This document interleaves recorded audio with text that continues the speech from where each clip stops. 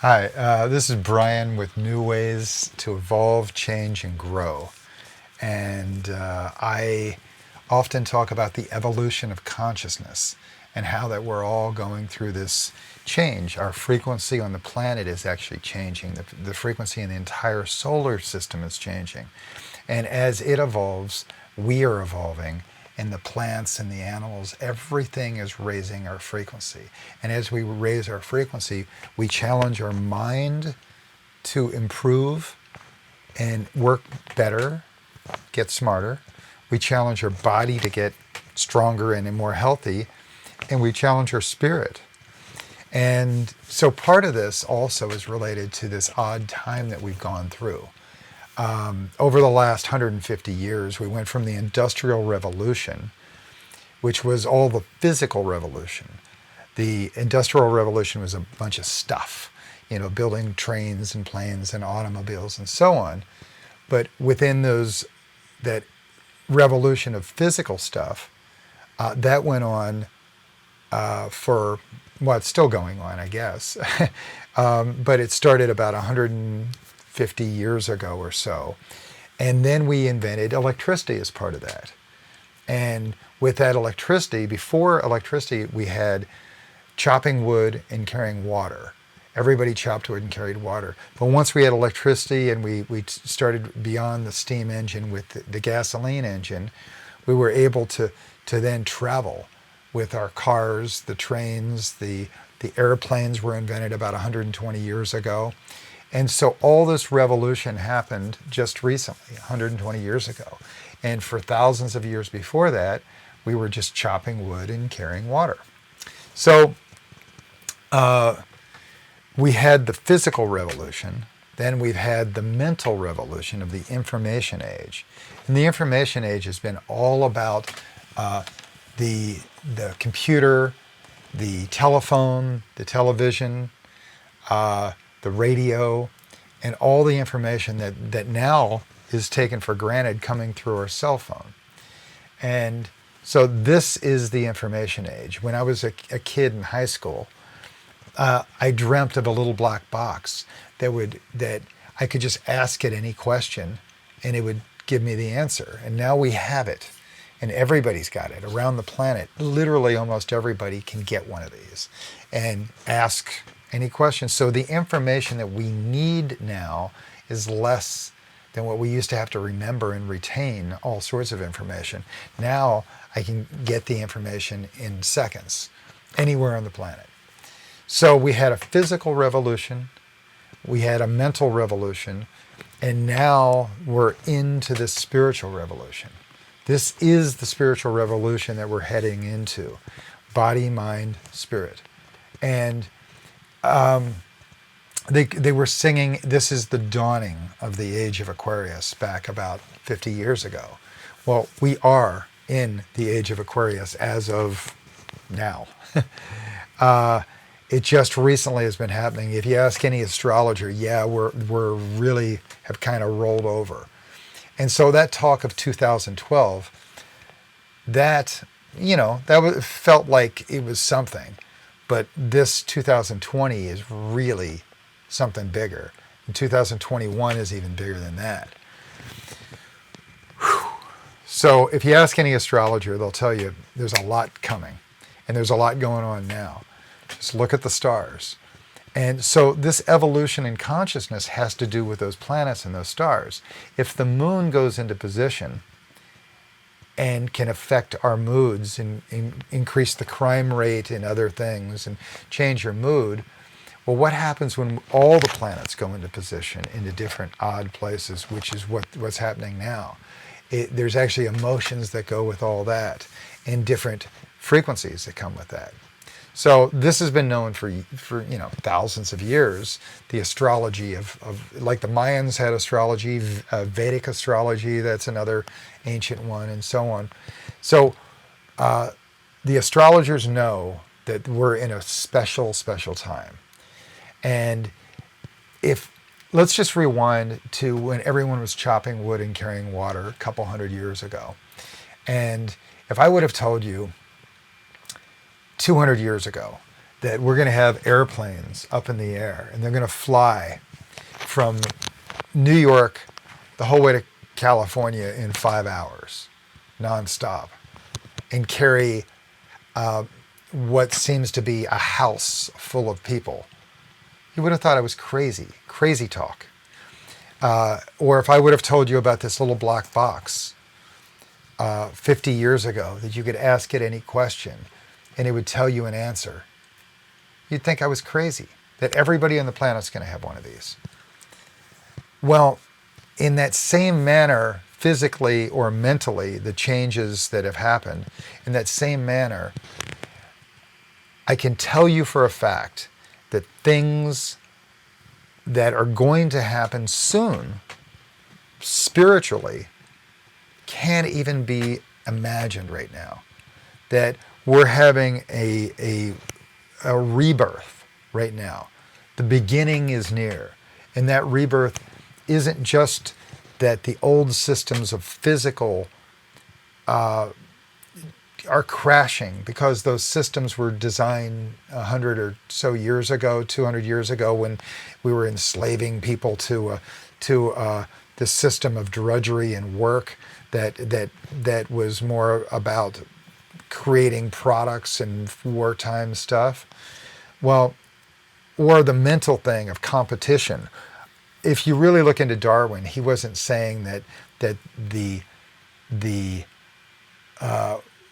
winner takes all and that you dominate. If you look into nature, nature doesn't do that.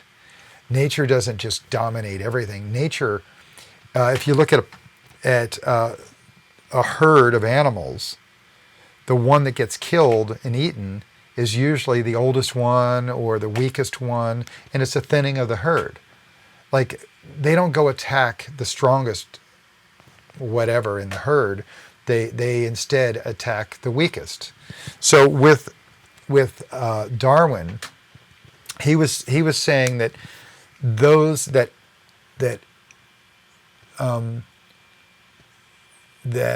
evolution favors those that are adaptable to change. And that's what we're in right now, this time where we're all needing to be adaptable to change. Once again, we can't even imagine what's coming at us, physically, mentally, and spiritually. And as we evolve spiritually, we're getting more into our heart. And that's where things get interesting. Because we were taught and raised, you are what you think, you are what you think, you are what you think. Well, there's a body, there's a mind, there's a spirit. The body feels, the mind thinks, and the spirit that's where your belief is. It's where your connection to all and to everything, to nature, to God, to whatever you want to call it, to the all, the eternal is there.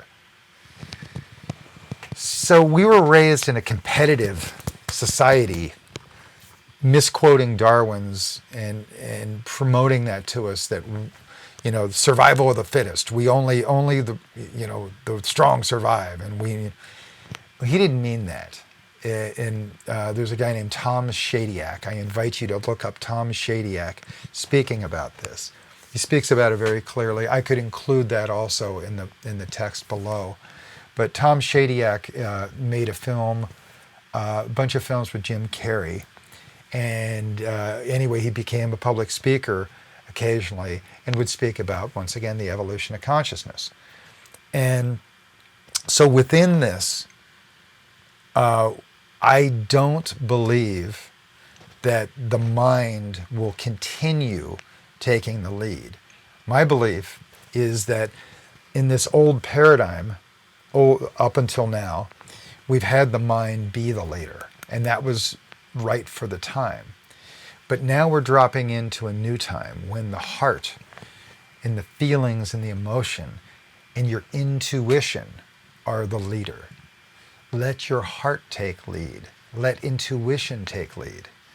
And to explain this with astrology even, there's this thing called the precession of the equinoxes, and that's where it's as the goes around like 25,600 years or 25,800 years. Look it up, but a long time. And within that, every couple thousand years, we go from one sign to the next. It's like 2,100 years or something like that. Once again, look it up. So we were in Pisces, the Piscean age, for over 2,000 years, up until just recently, maybe even this past month, 2 months. But just recently, and it wasn't that we clicked from Pisces to Aquarius age, and it happened like a clock struck 12. It happened gently. This is the dawning of the age of Aquarius, is what they were singing 50 years ago. And it's taking 50 years to kind of unveil some of it and let you feel some of it. Well, we're now in a place where we're all sick and tired of being sick and tired of the old ways, of the old paradigm, of this. All right, so let me go back to Pisces. What Pisces meant, it's one fish right side up and another fish upside down. And if you look at Jesus, the symbol for Jesus was a fish. And what was his message? His message was, don't judge. Love one another. Don't judge. Love one another. Don't judge. Do unto others as you'd have done to you. We didn't do very good at that for 2,000 years. And now we're sick and tired of being sick and tired. We're done with that message, and we have to really get it. We have to feel that now. Because instead we judged each other and we created war, and we had war for 2,000 years and lots of judgment. But the message was clear. Well, that was Piscean age. This Aquarian age, so the Piscean age is like your head and thinking and mind and ego. And within that mind and ego, it's masculine, it's force, and that's why we had war. It's this force, judgment and force. That's where we had war. So within that, our next thing is this Aquarian age, and the Aquarian age Aquarius is the water. It's liquid, it's flowy, but it's also an air sign. And so what we have is this odd time where we're needing to go inside and feel the feelings and listen to our intuition. When they say a gut instinct, when they say my heart, I just feel it. In school, when you were in school, you probably were told, follow your first answer. Your first answer is right. And they were right. That first answer comes from your intuition.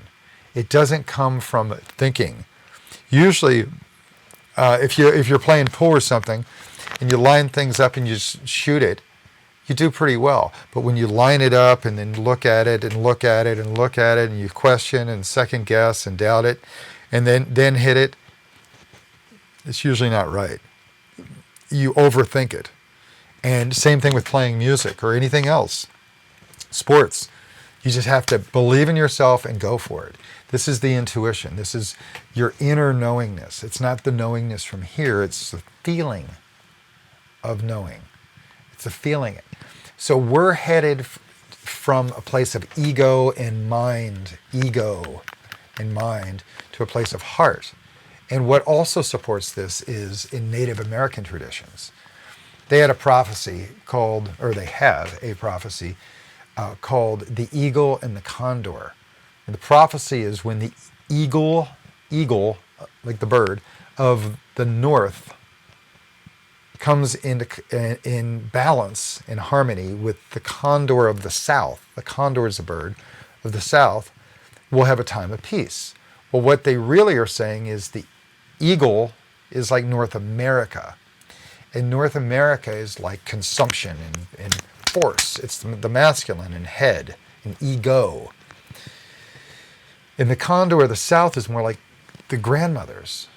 They're down to earth, connected to the earth, taking care of all. And that's usually done in a circle. The grandmother circles are where everyone is equal. And there's a talking stick, and they pass the stick around to everyone, and everyone gets a chance to be heard. And everyone's comes to a consensus of unanimity in that circle. And that's how you make decisions, is truly democratic and truly really listening to people and coming to a better place. That's the grandmother way. Well, we're headed from that ego, me, to this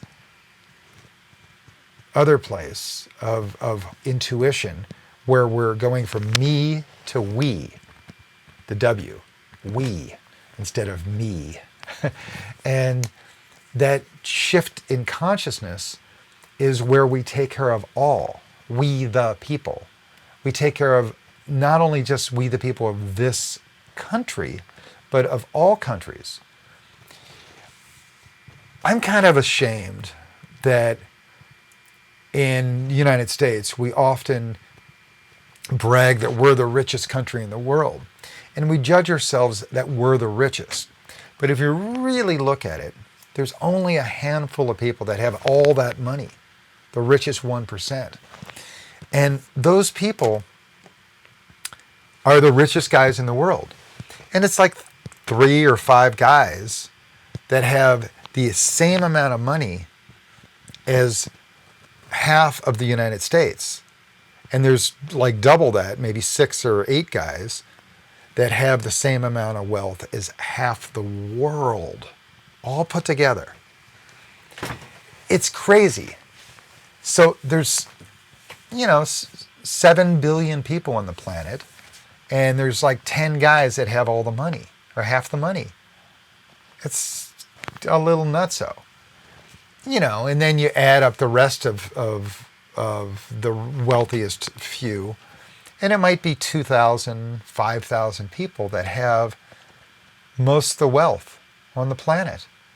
And so that has to come into balance. So when you feel that there's problems with our food system, there's problems with our drug system, there's problems with our healthcare system, there's problems with our prison system, there's problems with our education system, certainly there's problems with our government system, there's problems with our media system and news and the law system. So let me just rewind backwards. The law system, if you have a lot of money, you can sort of own some people. You can own the politicians. You can get the politicians to rewrite some laws, but paying them out. You can get the corporations to write the laws that you own, corporations you own, to write the laws. You can get the schools to, you give them enough money to educate people in ways you want them to be educated with their own versions of things. And so we've omitted and added things to our systems that aren't necessarily truths. We have a media system that's out of hand. We have, and all these systems have been feeling like they're failing, like they no longer serve us, that the information we're getting here and the truths we're getting here are oftentimes better than that. So in the United States, it became legal for a news channel, not right, moral, or ethical, but legal to lie in the news. So you can make up a lie, promote it, and if you say it so many times, people start to believe that lie to be truth. And we have a system right now where it's legal to lie. Then we have laws that were written by the corporations that make it so that no citizen can sue the corporation for malpractice, for problems like the vaccine system.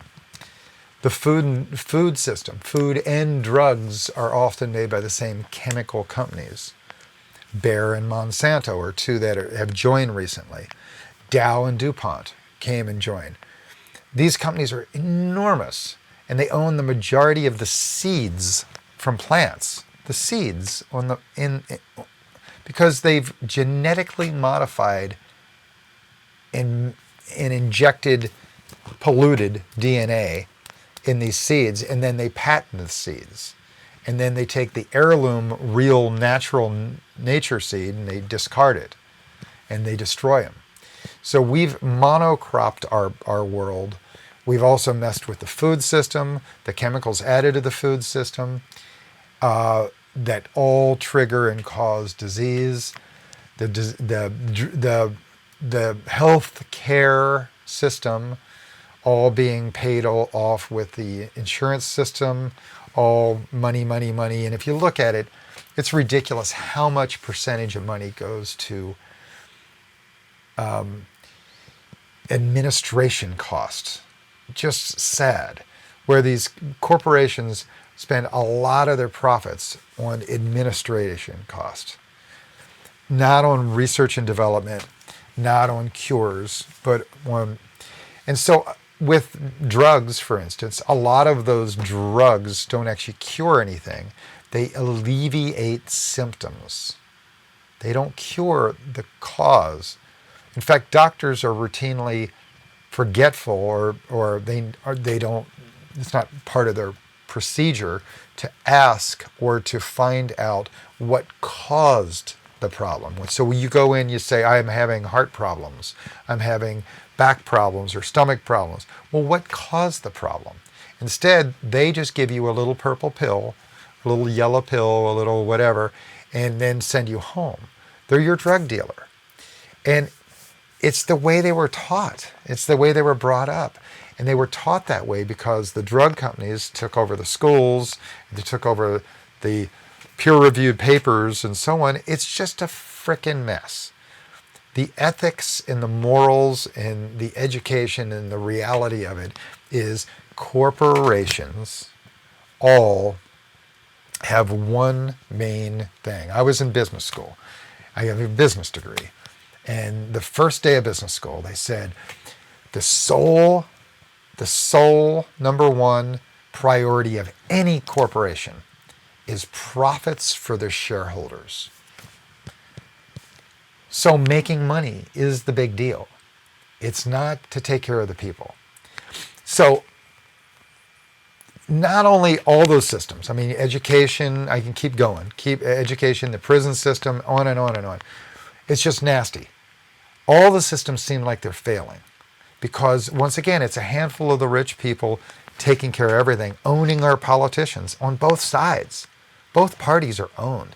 They made it legal in 2008 to accept, or 2009, to accept any amount of money from any corporation or a company from around the world. So a company from another country can give you money as a political candidate through this loophole called super PACs. And they can donate any amount of money they want, millions of dollars. But me as an individual, I'm limited to like $3,650 or something crazy like that. Like not much that I can give a political candidate. So do you think political candidates care about we the people? No, they're not getting money from us. They care about the corporations and the handful of billionaires. And right now we have one billionaire that's in office, and we had 2 billionaires that were trying to go against him from the Democrats. They eventually gave up and they started putting their money behind another guy. And there's over 60 billionaires dumping money into this other guy that's going to go against this billionaire. It's a billionaires club. They call it an oligarchy. When the richest few are just playing... Do you think they care about we the people? So are we yet sick and tired of being sick and tired? That around the world, everybody around the world. So the majority of citizens around the world are sick of this and aware of this because we have information now. We have truth. We can see where the lies are. And so we're sick and tired of being sick and tired. And that's when society and you as an individual starts to make a change. When you're sick and tired of being sick and tired. So fantastic. We're doing it now. We're starting to make an alteration in what we're doing and where we're going as humanity. And this virus thing that's come on, it's, by the way, it is now April, what day is today? April 6th, Monday, April 6th, 2020. And we're in the middle of all the virus thing. I don't want to make a big deal over that because there's a lot of theories on what that is. But this virus thing has forced everybody around the planet to go inside, stay inside. We can't go outside, so literally we're having to go inside of ourselves. And no one's working. Money's not coming in. We're all having to live lean. And once again, the billionaires are giving themselves money, but they're not taking care of we the people. It's so weird and disgusting that we the people are sheep enough that we allow this to happen. And we do it so blindly, like it's okay, or this is the way things have always been. And things haven't always been this way. And nor will they ever continue if we stand up as unified people. So around the planet, I'm expecting all the people to go, this system is rigged. Basically, the monopoly board, the game is over. There's like a handful of people, which amounts to basically one player at the table with all the money. And the rest of us have nothing. So it's time to literally flip over the board and say, let's start over. So if the money system crashes right now for most of the people on the planet, we're going to drop a little bit. We're going to lose a little bit of money. But money, it's a weird thing. I'm going to get to that in a minute. But we don't have that far to fall. A billionaire losing all their money, going to zero, and being the same level as a homeless person who doesn't have any money, that could be an interesting, enlightening changeover for all of us. I don't know. I don't know how that's going to work. No one does. So, really, part of this whole beginning is near is we have 4 world problems. 4 problems in the world. And there was a group called an Alliance for a New Humanity about the year 2000. They all came together and they were trying to solve all the problems of the world. So they all had little cards and they wrote down all the problems they could come up with. And everybody, there were a couple thousand people, everybody wrote down problems, and they had thousands and thousands of problems. And someone compiled those problems, and they put the problems into categories. And then they put the categories into categories until they came up with these 4 world problems. So I'm going to read these problems to you. It's pretty simple. There's no order in this. There's no number 1, 2, 3, 4. It's all very simple. Ecology. We're screwing up Mother Nature. We are screwing up Mother Nature. And we treat Mother Nature as if it's infinite. This planet is one itty-bitty little blue planet out in the middle of nowhere, and we got nowhere to go. And we have a very thin little ozone layer holding all that together. You lose that, we're screwed, And we're dumping chemicals all over the place. Yeah. And every bit of plastic that we've ever created on the planet is still here. It hasn't decayed. So when we throw something away, where is away? It's in landfills and it's still there. It lasts for like hundreds of years, plastic. A friend of mine told me that one day we're going to be mining what used to be the garbage dump. We'll be digging through to pull this up to repurpose it. It's happening now. So it's a weird thing. It's a weird thing that we destroy Mother Nature so effortlessly and willy-nilly, like we don't really care. We don't care that Mother Nature's dying. And we treat it as if it's infinite. yet it's finite. And when we harm Mother Nature, like we cut down old growth forests or we harm the water, it just doesn't bounce back right away. Like the coral reefs around Australia, the Great Barrier Reef, not doing good. Our Gulf of Mexico, not doing too well. All the crap that goes down the Mississippi River, ugly. You know, recently in the last several years, we've had a relaxing of all the standards. I mean, it took 50 years to create Environmental Protection Agency standards that met and set a barrier so that we weren't throwing harmful chemicals in the air, so we weren't breathing them and dying from it, and disease and whatever. All those got relaxed, even just in the past month, even more. And opened up mowing down old growth forest, all in the past month. So ecology is one of those problems, ecology. Basically, we have Mother Earth is finite, yet we treat it like it's infinite and we just crap on it. You know, you have a fishing net that's 11 miles long behind the boat and it's just grabbing everything. And you just bring it up and kill sharks and throw them, blah, blah, blah. And you just rape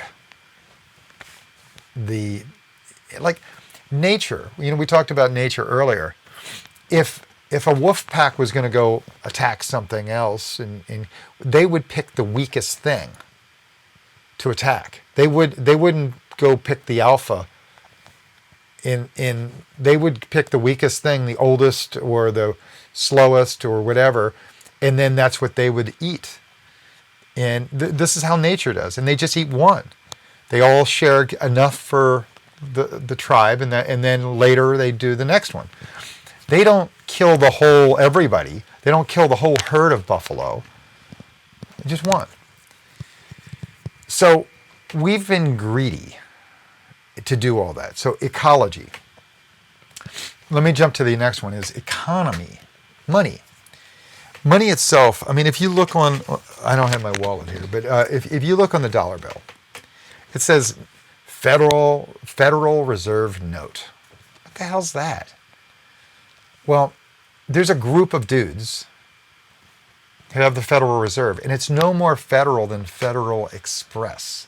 It's not a U.S. government's body. This is some other dudes that have, and they print our money for us, and then we give them banknotes or notes of debt. It's some crazy Ponzi scheme. And then you look into fractional reserve banking. Oh my God.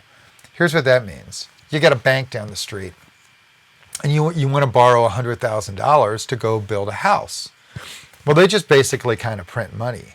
They just move digits around.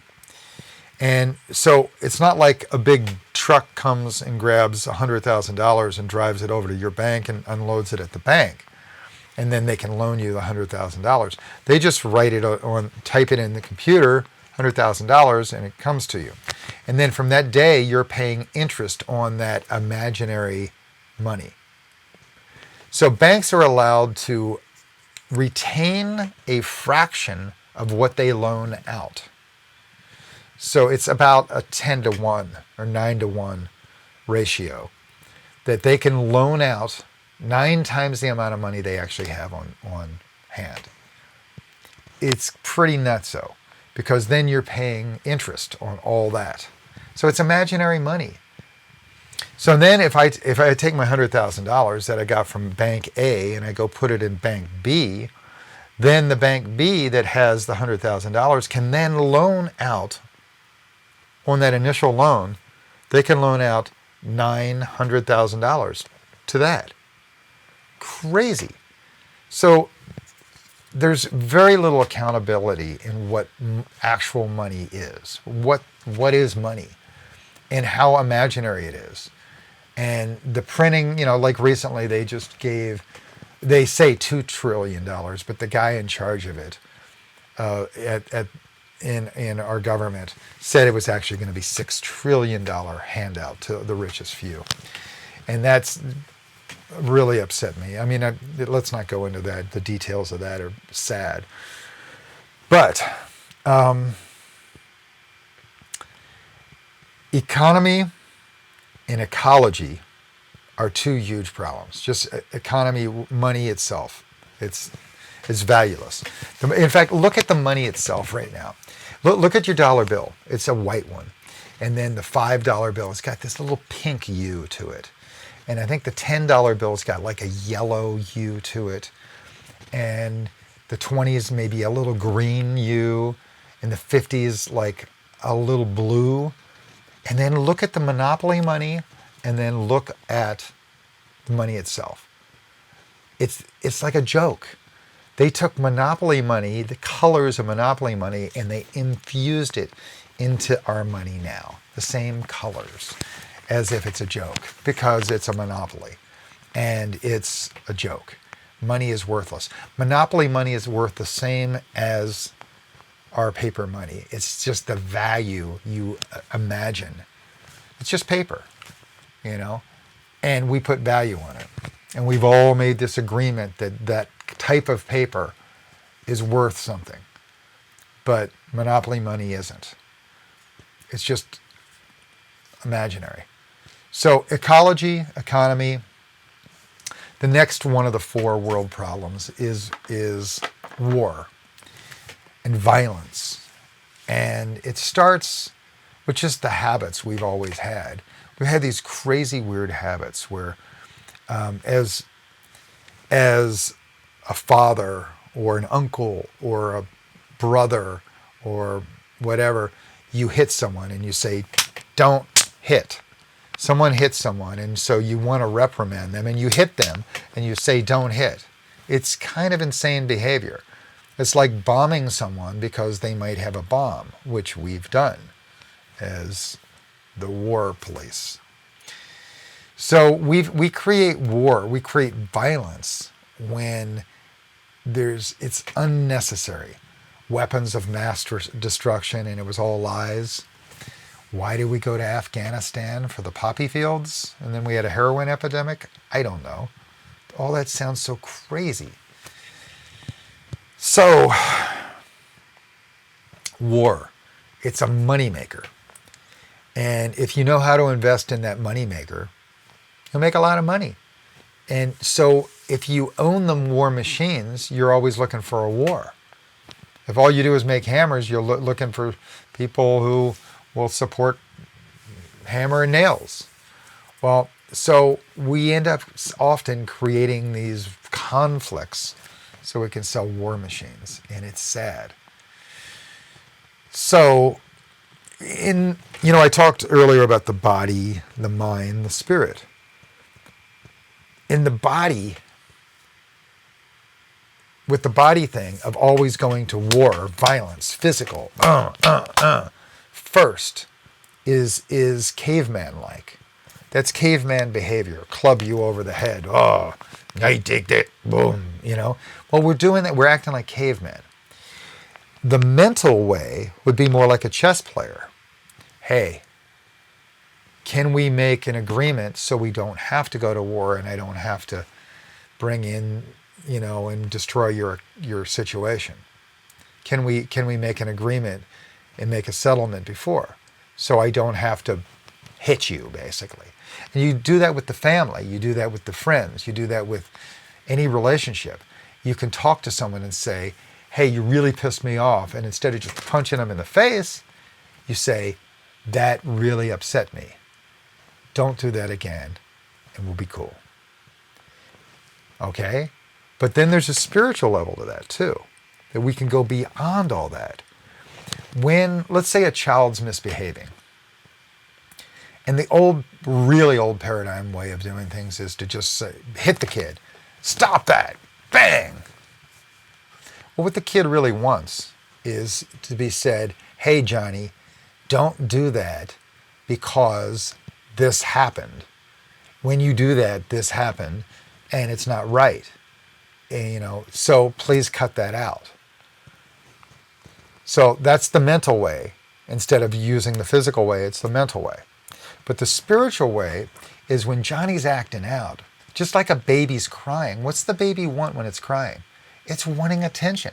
So what's this kid doing that's acting out? The kid's needing some level of attention. The kid wants to be loved, wants to be appreciated, wants some level of joy, wants to have some level of connection. And so acting like a little brat sometimes is the only way this kid knows how to get attention. Acts like a brat, and then you hit him. That's not the attention the kid really wanted, but it's something. Makes him feel alive at least. What the kid really was wanting was to be hugged and loved and understood. And then talked to. Johnny, don't act out. That messes this up. I love you. Don't do that, please. I love you. There are tribes that actually treat this way. They when someone acts out in the tribe, they'll bring them in, and instead of telling them what they did bad, you're bad, you're bad, you're bad, you're bad, they all instead come around for 2 days and they tell the person all the great things about that person, inspiring the person to no longer be a bad person and act out of the community, because they can finally see how them acting out badly disrupted the entire community. So they don't do it anymore. It cures. Love cures. That's the spirit. Spiritual evolution. So, war, ecology, economy. And the fourth one is what I'm calling isms, personal preferences. Personal preferences are just like, my God is better than your God, so I should hate you. My skin color is better than yours, so I should hate you. My country is better than yours, so I should hate you. My tribe, my political affiliation, my team, my town is... So at some point, you start hating other people because they're different. Because their God's different, their sexual preference is different, their hair color is different, their whatever. Their religion's different. Oh, we should hate all those blah, blah, blahs. It's shameful. It's sad. So all of this is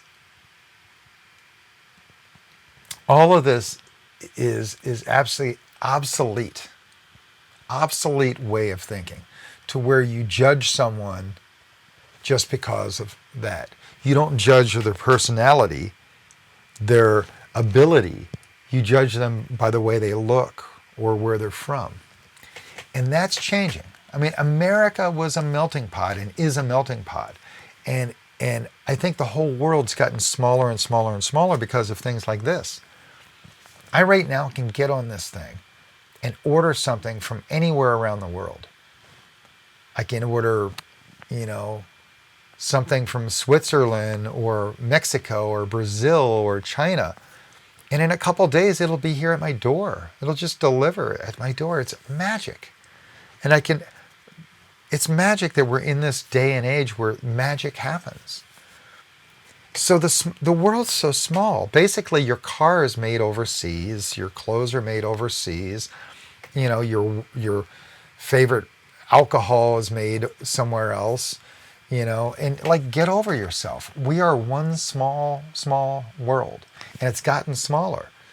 And so we can't look at we're better than anybody else, ever. And I'm hoping that we, the people around the planet, start to do that and start to see each other as different. So part of that spiritual evolution is knowing that there's the spirit inside of all of us. And that spirit is this being, this part of you, that starts to see through new eyes.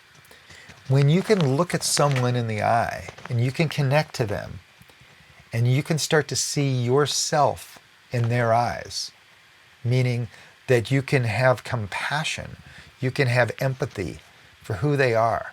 You can see that the homeless person, which we have just 2 blocks away from where I'm at now, the homeless person was just once like me. He had a job. He had a house. He was somebody's son, somebody's brother, somebody's father, somebody's mother, somebody's daughter.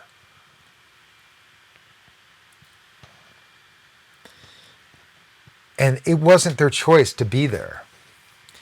And so we judge our society on how many billionaires we can make. Oh, the United States is so rich. We're so rich. We should stop judging ourselves on how many billionaires we can create, but instead on how we treat those most in need down here, that at the lowest level. Because it's like everybody's your brother, everybody's your mother, everybody's your sister, everybody's your relative. And how can you walk past someone that's in need and say you're too busy for it? Oh, I'm too busy for that. How can you not look at someone and feel what they're going through? Especially when all they need is a little lift up, a little leg up. You'd be surprised how little it takes sometimes to change someone's life forever.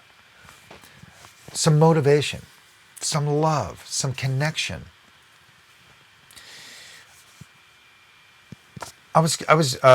So in order to do that, those problems, okay, those four world problems: ecology, economy, war, and then what I call isms, personal preferences. What causes those problems? Well, what causes those problems are the same thing. Ignorance causes all of them. And ignorance is sometimes ignoring what I just told you. Ignoring, like the homeless person's there, and you just ignore them. Oh, I'm too busy. Or you see the old growth trees being cut down, and you're like, yes, that's somebody else's business. Or Flint, Michigan has been without water for 5-6 years? And we let this bank bailout happen again for the second time. And money flying everywhere. But they don't have any money to help Flint, Michigan water? And it's messed with the health of hundreds of thousands of people? Infrastructure, whatever. We're so sad as a society that we throw money and the billionaires get it, but we don't take care of we the people. We don't take care of our long-term infrastructure. So what causes those problems? Ignorance. Another one is greed. Oh, greed in all of them. There's certainly greed in ecology. We're just raping Mother Nature. And I have got the water rights for this area. I've got the oil rights for your land. So I can drill. And they're doing what's called fracking. And like Colorado, a pretty open-minded place, they can frack, I think it's 200 feet from your house. And the fumes are nasty. So they can put a drill, this massive 5-story tall drill, 200 feet from your house and making all sorts of racket. And then oil and gas comes flying out of the thing, the fumes messing up your house, messing up your neighborhood. They can do it right beside a school. It's nuts. I think it's 500 feet from a school, but it's 200 feet from a house. It's bizarre that they're legally allowed. Legally, once again, the billionaires, they're paying off the local politicians and okay, pass the laws. Now let us do it. And this has gone on in Pennsylvania, central Pennsylvania, nasty. That central north Pennsylvania, they've totally wrecked so much of our nature. And so I live in Los Angeles, and less than a quarter mile down the street that way, there's fracking, and there's oil rigs going. Quarter mile. In Beverly Hills Mall, there's oil rigs. It's nuts. There's a 7-Eleven down the street they built around an oil rig. It drives me nuts. So we all can do better. So ecology, economy, war, and then personal preferences are caused by ignorance, greed, fears, that's another one. And then you fear is what says, oh, business as usual, that's okay. And then the last one's patterns of old. Ignorance, greed, fears, and then these patterns. Oh, we've always done things this way. No. Maybe in your short 20-year lifetime, it seems that way because you haven't been educated and you've been ignoring things. But this is not the way things have always been. And we the people, if you read the Declaration of Independence, you can see it actually calls for us to always have our foot on the accelerator of putting pressure on our government to do what's right for we the people. We have to stand up always and do that. We can't just slough it off. Oh, someone else will do it. We have to always do it and unify and do this. Well, the easiest way to keep us from unifying is to divide you and conquer you. So those richest few have chosen to divide us. Those richest few own the TV stations. And one's red and one's blue.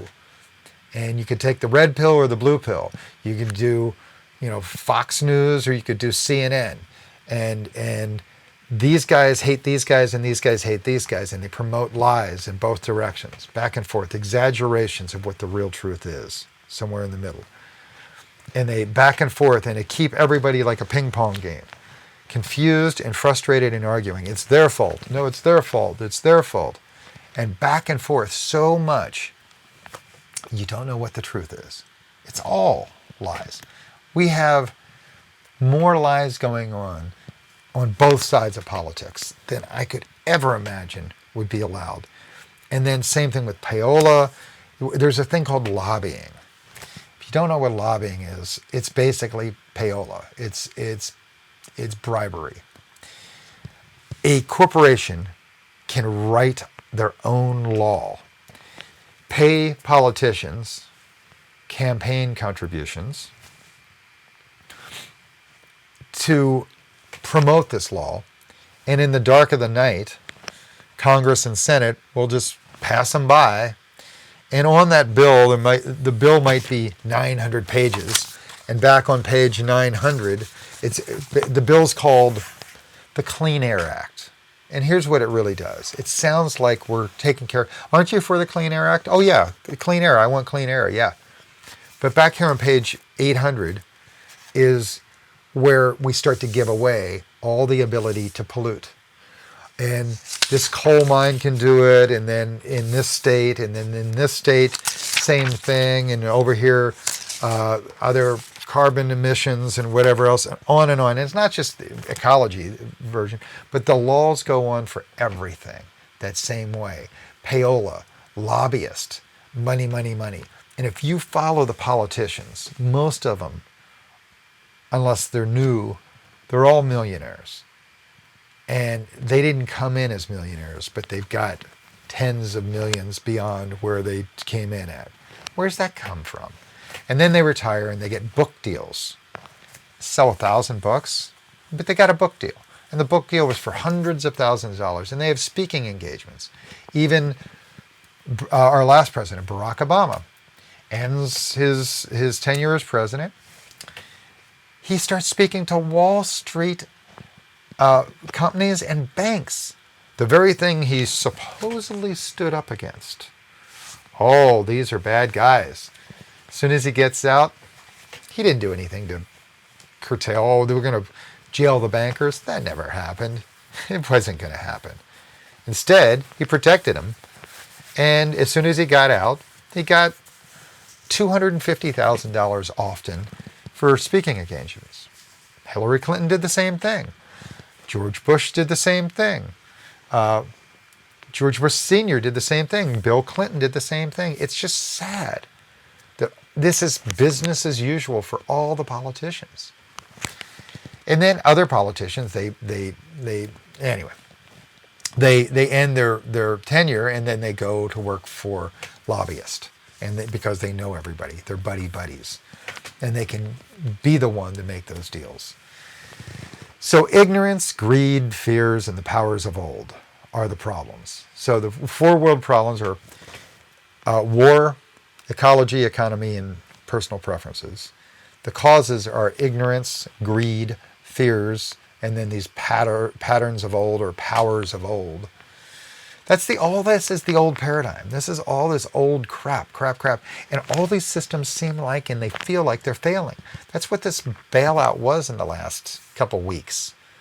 Dumping money to prop up the dying carcasses of all these systems that no longer work for we the people. They work for the billionaires. So, what fixes all that? Well, do we need money? How's that money work? I mean, that's what the Bitcoin was. Our elections are rigged. And if we did our elections like Bitcoin is, where there's some traceable piece of data so you can't corrupt it, then money isn't corrupted. Same thing or with our elections. Our elections won't be, if we could digitally encrypt Bitcoin type technology in our voting, then our voting machines wouldn't be hacked,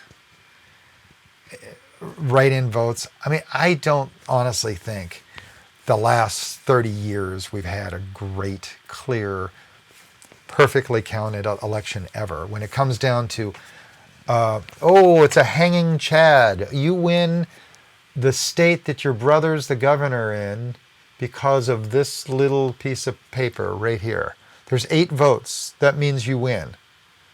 I mean, that was ridiculous, and it infuriated both sides.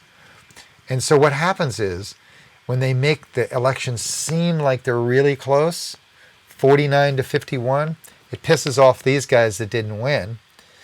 And then when they win, these guys are pissed off. And so half the country's always pissed off, back and forth.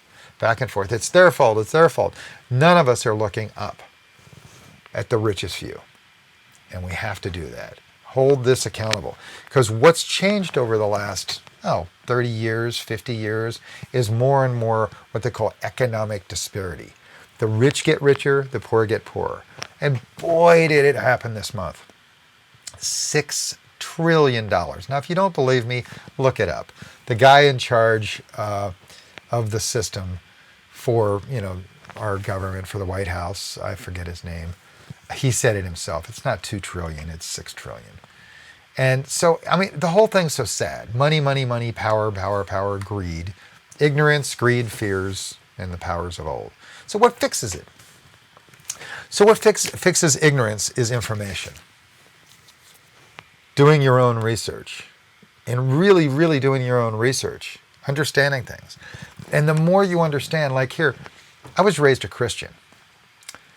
The more I understood every world religion and started studying all the world's religions, the more I actually appreciated Christianity. Same thing with information. The more you understand what's going on in the oil industry or the food industry or the healthcare industry or the prison system, the more you realize that it's all the same problems, the same stuff, and that we can fix it all with similar solutions. So ignorance, greed, fears, and the powers of old. So you fix ignorance with information. But information, there has to be some level of passion behind it. You have to do it. You have to study it. And that comes from this place, I mean, I'm going to vaguely call it love. Okay? I've got to love to do it. I've got to want to do it. I've got to have a passion to do that. So there's got to be some level of love to learn anything. Oh, I'll just watch TV and watch Fox News or watch CNN and hate the other guy. No. When you realize that the far most extreme patriots on one side are saying the same thing as the far most extreme libtards over here, and the libtards and the patriots are actually saying the same thing, that we've got a government that's taken too much out of we the people. And when we realize that instead of a linear thing, it's actually more like a circle, and we're all saying the same thing. And these people that are in the middle actually are just tired of watching the ping pong game, So, ignorance, greed, fears, and the powers of old. Patterns of old, too. Oh, this is the way that we've always done things. So we can change all those. Ignorance, the greed, the opposite of greed is compassion, is love, is giving, it's caring for one another. If a billionaire is 1,000 millionaires. 1,000 millionaires equals 1 billionaire. And when we have dudes that have $3 billion or hundreds of billions of dollars like Jeff Bezos with Amazon, I'm sure most of us have gone to Amazon and let me get something, and the next day or a couple days later something comes to the door. Amazon. Well, that guy paid $0 in taxes last year. And he's got like hundreds of billions of dollars. I think his profit was $13 billion. That's 1,300 million. Oh, excuse me. 13 billion. That's 13,000 million. Like, and he paid $0 taxes. And at the same time, he and other companies, they don't want so there's tax loopholes for all those billionaires, is what I was getting to. And they don't want minimum wage for everybody to go up because that eats into their profit. They've made $13 billion at Amazon, and they've replaced people with robots. And they don't want to pay more than minimum wage for everybody to run the robots and to make sure everything's right and give it a little personal touch. And they run their people ragged. So they pay a minimum wage. Same thing with Walmart. Same thing with the richest family. And so what happens is these people are enslaved to the system where they're making so little money that they have to get on food stamps. And they have to get on welfare and other things, even though they're working 40 hours a week. They need childcare. They need other help trying to raise a family. And so they get in debt. They get these crappy jobs. They get enslaved to them. And instead of paying them for 40 hours, a full-time worker, they'll pay them for 36 hours or 38 hours. That's where the job is, 36 hours. That's all you get. You're not full-time. So you get no benefits, no retirement, no pension. So our jobs have gone to hell. Oh, I'm a job creator. No, you're mean. And you're greedy. So if someone was hoarding all the toilet paper and had 1,000 times the amount of toilet paper than they could possibly ever use, or 13,000 times, or 200,000 times more, you would think they were crazy. They were mentally ill. They were hoarding, right? It stacked up everywhere.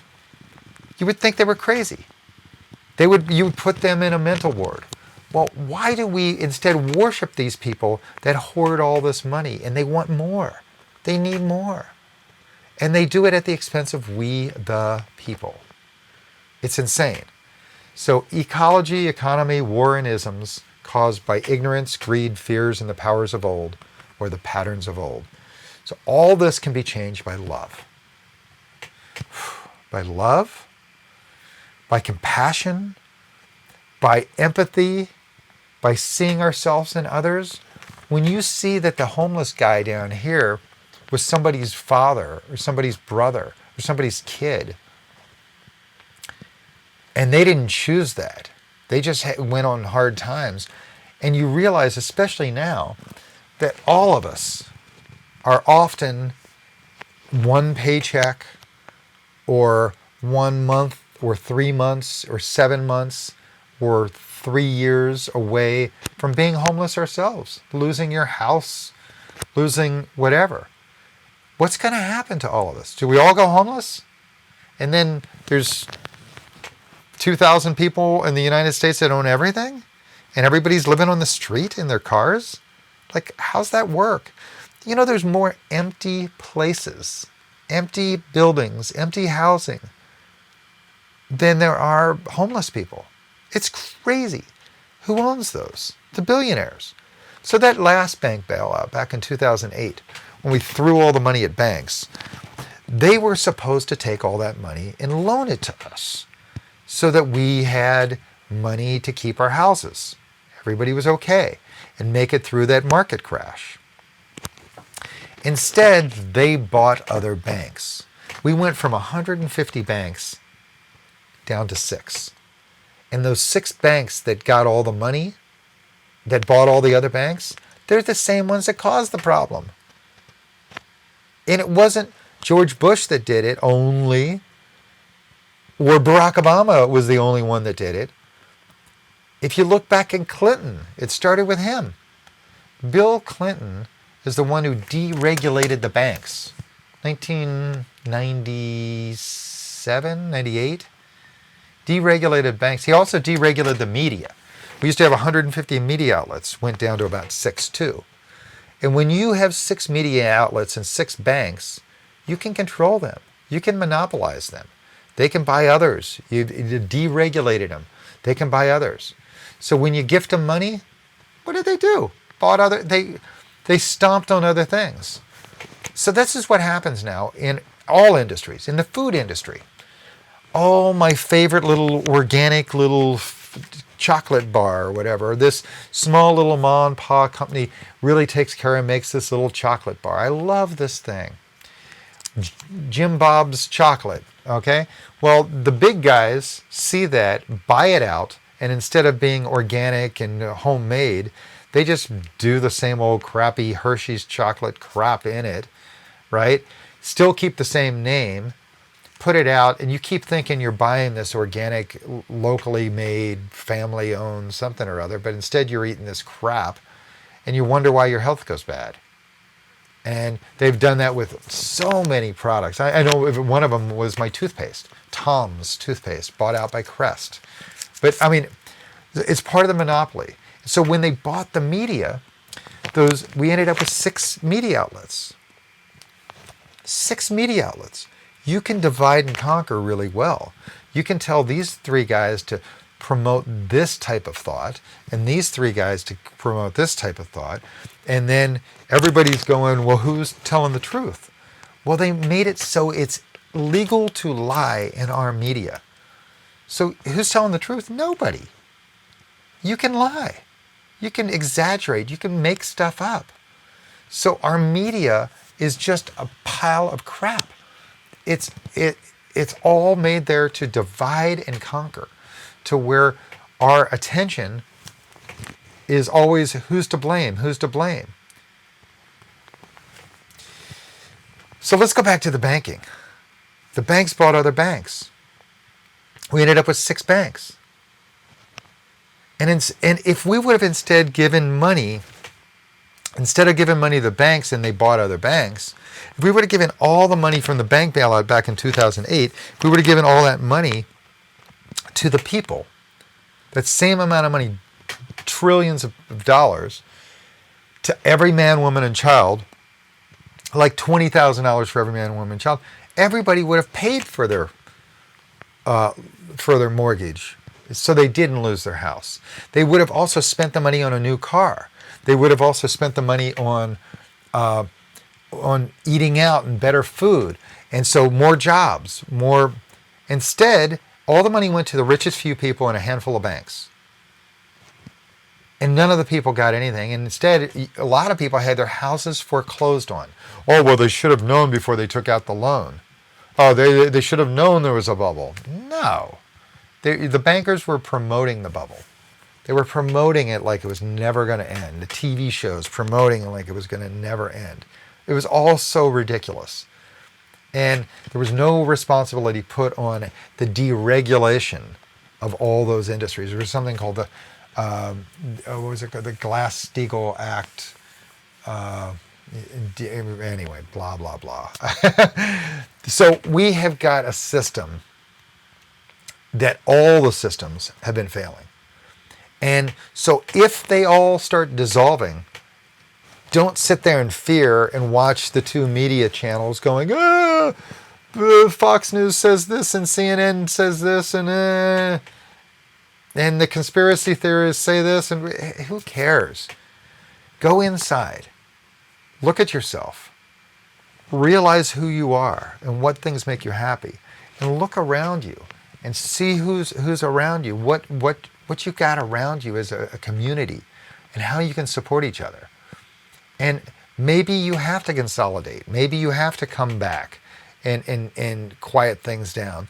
Maybe this is a good time for all of us. Maybe some of our systems are going to fail, and the huge corporations are going to go out of business. But I mean, right now, today, they're talking about bailing out the oil industry. Oh, God. All these other countries are investing in renewable energy, and we're investing more in oil and gas. Oh, oil's down to 99 cents. They're fracking a quarter of a mile from my house. They're fracking in Beverly Hills Mall. I don't need that. Right now we've got enough energy coming from the sun and solar panels so we can collect it and put it in the batteries or other mechanisms and store that energy. And I mean, have you noticed electric bikes, electric scooters, electric cars? Have you noticed that? Hello? Electric solar panels on people's houses? We can do it. If you go to Germany, who's got nothing in quantity of sun compared to us in the United States, especially the Southwest here, or Florida. Sun, right? The sun city, sun state.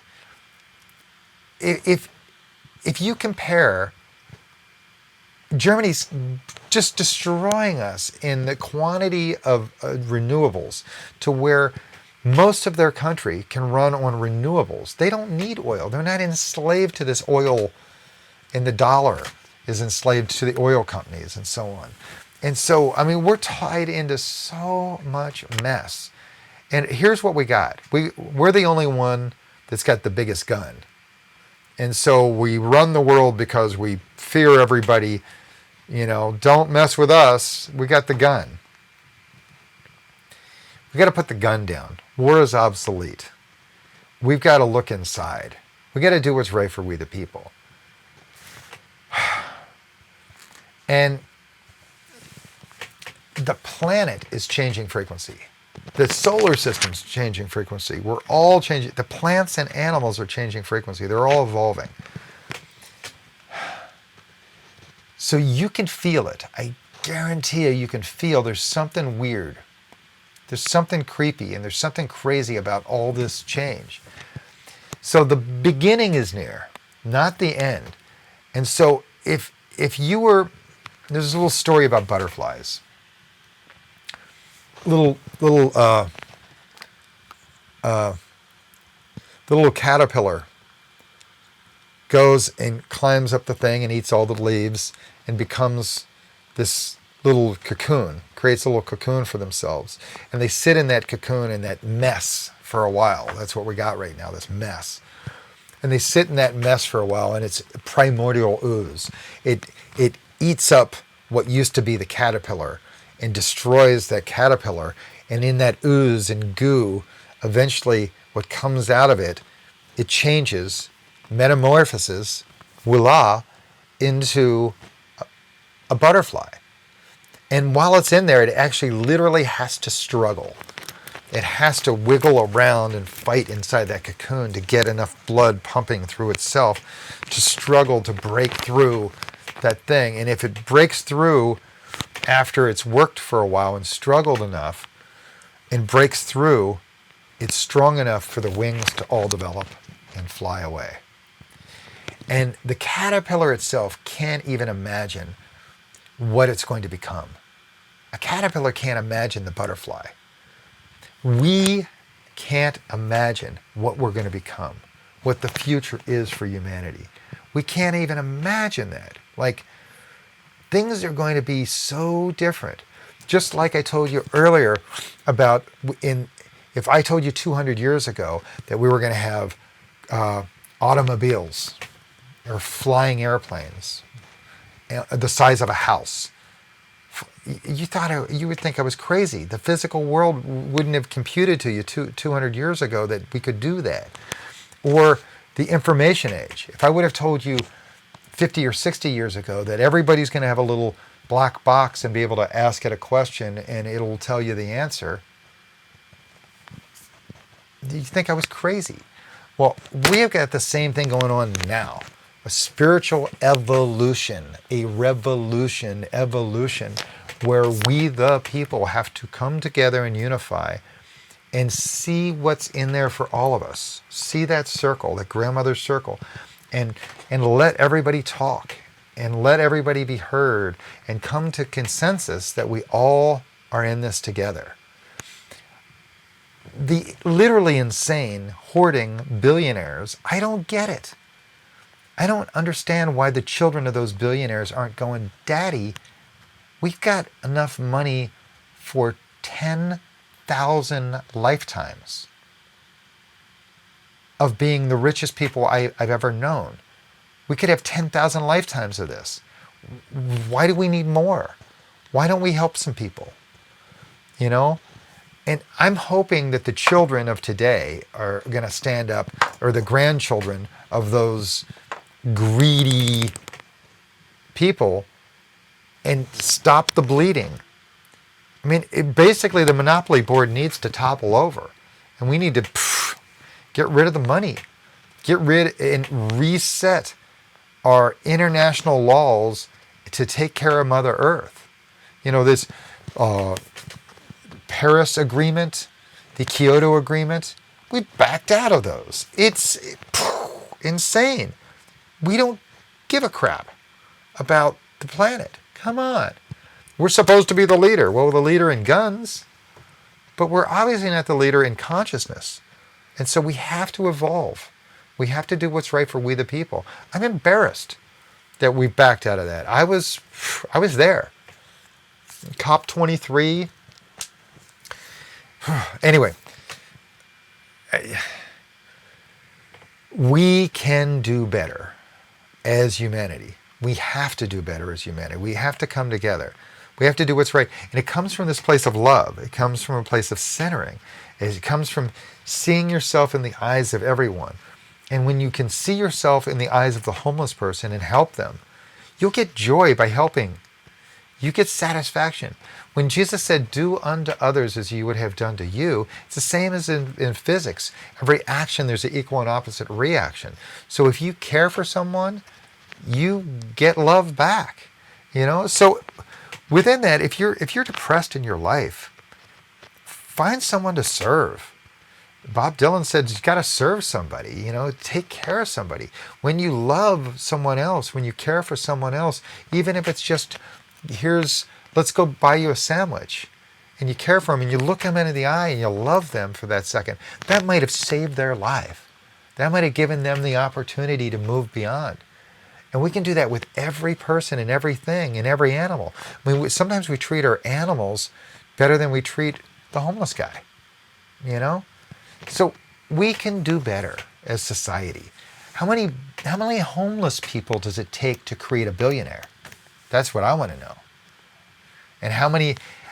LA has exploded with homeless people in the past 10 years. Exploded. It's shameful. You know, and these are people that I drive down the street and they're living in nice tents, beautiful camping tents, and they've got beautiful bikes and they've got cell phones. And they're just trying to get by right now and living on the streets. And they're not that much unlike me. They're, you know, a little bit of money, you know, a bunch more months of this, and maybe I'm going to be out there on a tent, you know, if I don't have any family or any community to take care of me. Who knows? Maybe you'll be out there. So we have to come together. Is this money really of any value? Is raping Mother Nature and getting rid of all the trees and mowing down the rainforests and burning down and water and climate change and ignoring all this, oh, it's a hoax. The whole thing is a hoax. Both parties are owned by the billionaires. And they, back and forth, keep us going, see, it's their fault. That's their fault. It's their fault. It's the greed. It's those greed now legally can own our politicians. They can buy out politicians legally. So we have to stand up as a unified. If there's a march that's Black Lives Matters march, I'm going to it. If there's a march where they're talking about immigration and the borders, I'm going to it. If there's a march for women, I'm going to it. I'm trying to support everybody who's disenfranchised. The homeless guy, he's disenfranchised. I want to support him. I want to support everybody who is getting beaten up. You know, the little guy. Because at some point, I'm ashamed that we are the richest country in the world and we can't take care of everybody. We can't educate. I mean, look in Appalachia. Type this in on your computer. Appalachia and hungry kids in Appalachia. Like, it's insane. People living in shacks and they've taken away their food stamps. You know, this goes on all over the United States. The Native Americans, the reservations, it's just nasty how bad. It's shameful how bad. If you don't have a casino on your reservation, you can barely get by. The Lakota and the Hopi are hurting. They're hurting. I mean, it's not cool.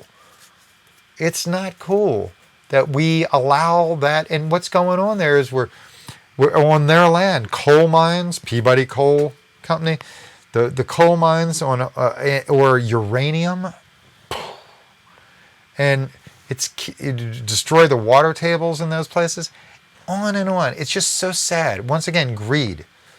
And of course, these companies, when they're finally ready to close up, they declare bankruptcy, so there's no one to sue. Or when things get bad, they declare bankruptcy and they change the names, and it's just a shell company for another shell company for another shell company for this other. It's sad. So I don't think the problem's the Republicans, or I don't think the problem's the Democrats. I think the problem's the whole system, all of our systems. And it's not just the political system, it's everything that's entwined with that. It's all the laws we allow to happen. It's all the greed of the politicians, of the billionaires that go above that and own the politicians and run them like puppets. I mean, the whole thing is a mess. And if this goes crashing to the ground, don't worry. Look around you. Create your community. Get your tribe going. Get your community going. You know, and, you know, maybe things will be tough for a minute. You know, but I feel certain that other countries that have gone through world wars and had tough times and had their whole countries destroyed or whatever, they bounce back. And maybe the whole world's going to bounce right now and get screwed up. Maybe. I don't know. And maybe we're all going to bounce back and hold all this accountable. I'm just hoping that love is the winner, that empathy is the winner, that ethics is the winner. So I say that ethics have to overcome ignorance, greed, fears, and the powers of old. And so what the hell's ethics? What's ethics? What's that mean? Well, it's pretty simple. Morals come from your head. You know, we talked about the head and the heart. Morals come from your head. I could convince you, if you're a Christian guy from a small town, that you should, you know, here's this gun, sign up for the military. Here's this gun, go over and you should go shoot this type of person in this country because they're bad people, and tell them all these bad stories about them. And yes, sir, yes, sir, yes, sir, yes, sir. And you go over and you end up doing things that are not right. That's moral. You can morally tell someone through their mind to go do that. But ethics are from the heart. If I give you a gun and I say, go kill the neighbor over here. Just go right next door and kill the neighbor. Just go shoot him. Why? Well, they said something bad about you. You should go kill him. It's like, no, I'm not doing that. There's no way I'm doing that. There's not an ethical bone in your body that will feel that that's right. No. It's wrong. Your heart knows what's right. Your body knows what's right and wrong. Your mind can be confused to believe, oh, I'm doing this for freedom, or, I'm a patriot. But your body will tell you something different. We have 23 veterans per day that commit suicide every day. 23. A lot of them are here in LA. The homeless people. Veterans. Sad. This bailout that just happened in the last couple weeks, they had $3 billion. That's with a B. That's $3,000 million. Not for the Veterans Administration, the VA, and not for the people. If you would have taken that $3 billion and given that, split it up to every veteran, those veterans wouldn't be homeless now. They would be doing okay. They'd be able to pay their medical bills. They'd be able to take care of themselves. They took $3 billion and gifted it to the IT department at the VA. Just the computer department at the VA. Not the VA.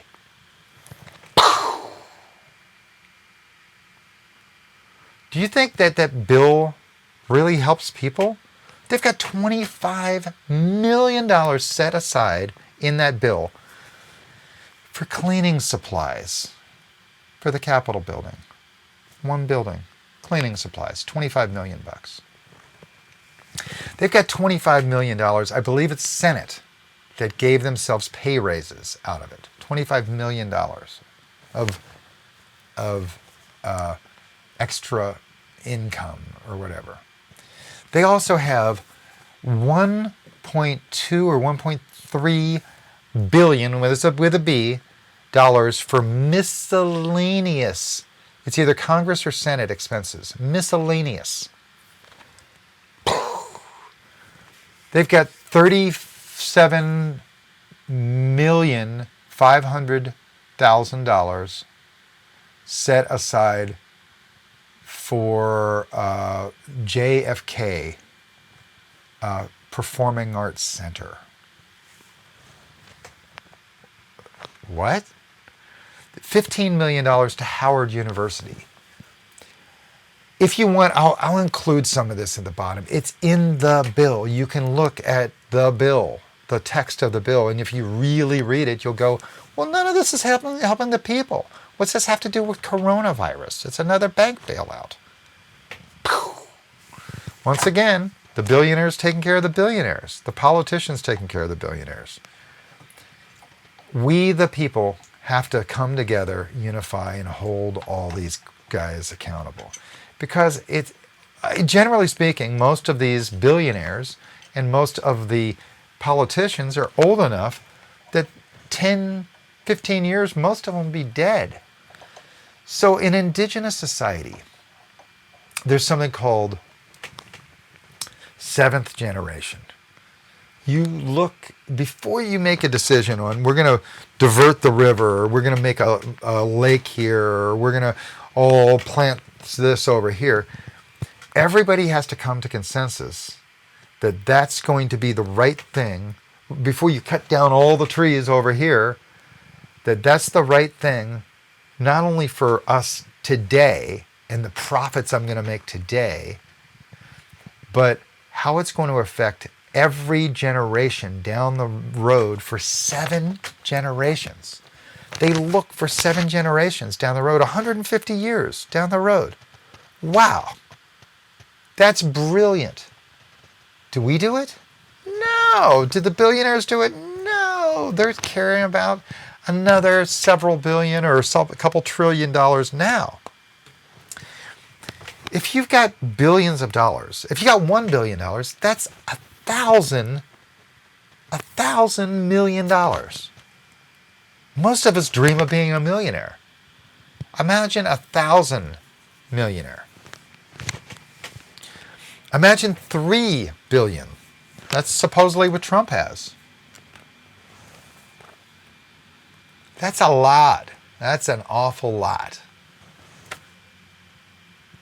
And who went against him just in this recent primaries were 2 Democrats that were both Bloomberg and Steyer, that were both billionaires also.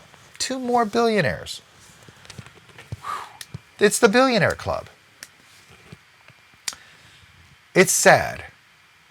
We can do better. I honestly, most of these politicians on both sides, in Congress and Senate, governors, around most of the United States, most of them I wouldn't want to run my middle school. I wouldn't trust them with the piggy bank. You know, it's so weird. And yet we want them running our country.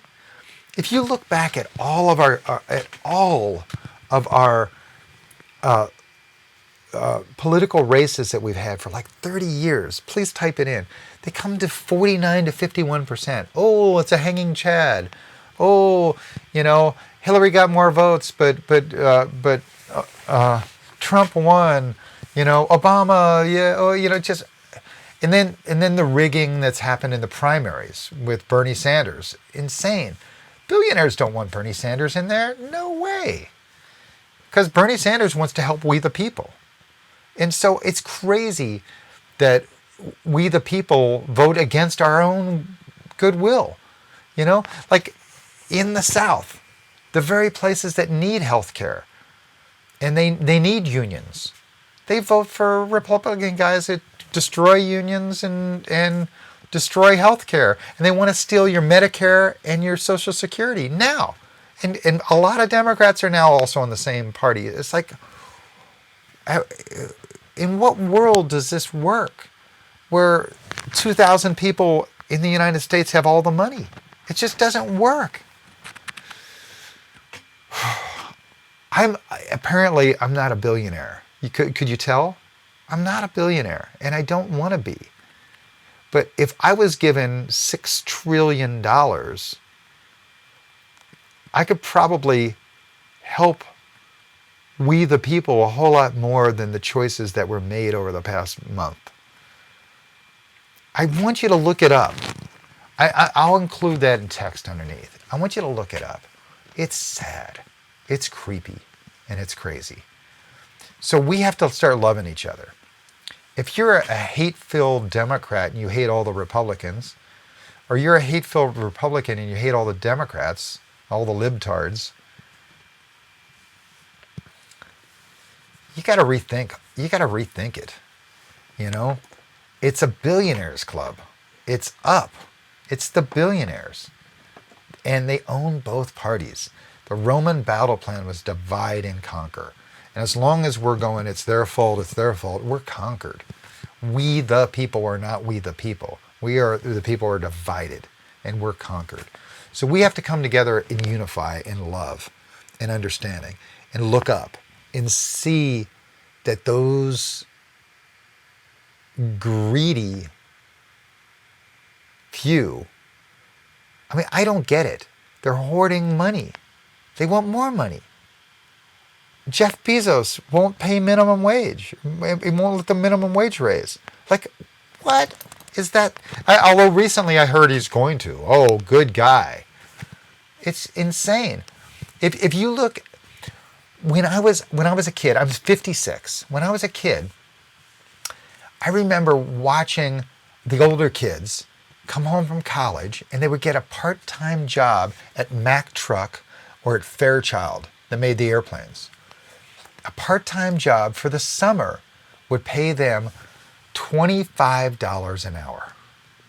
In 1976, 77, 78, they were making $25 an hour for a part-time summer job with no technical training.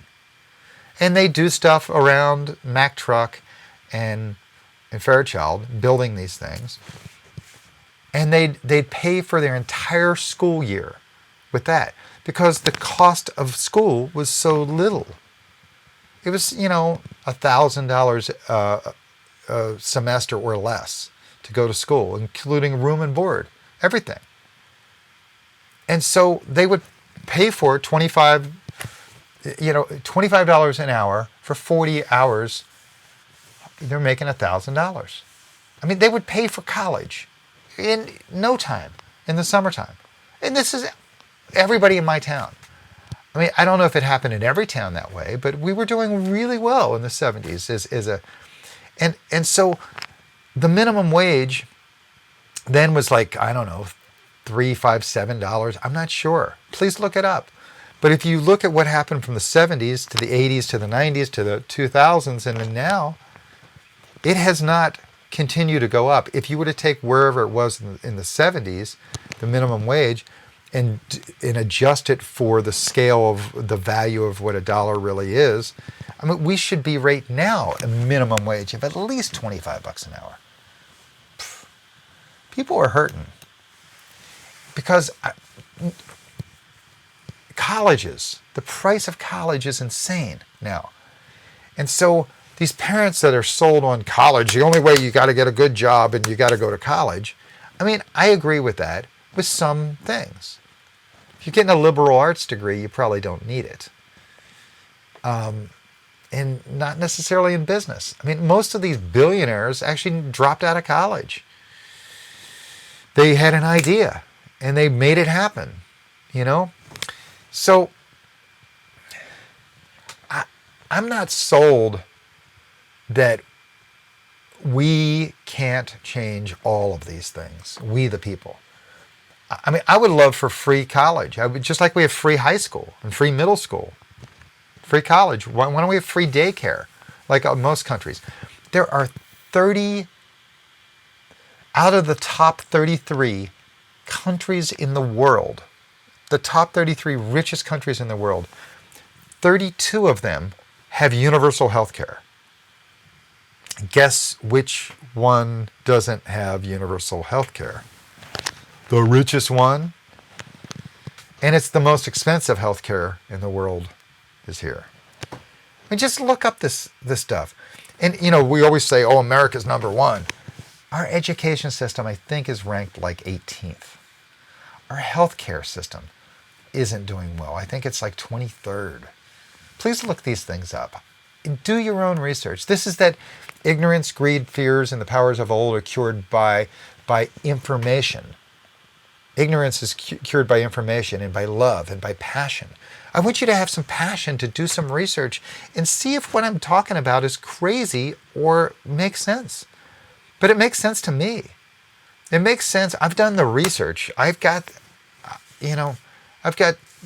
25 years of hard research in all this. And I try to whittle it down to just simply love and passion and seeing yourself in other eyes. This is spiritual principles.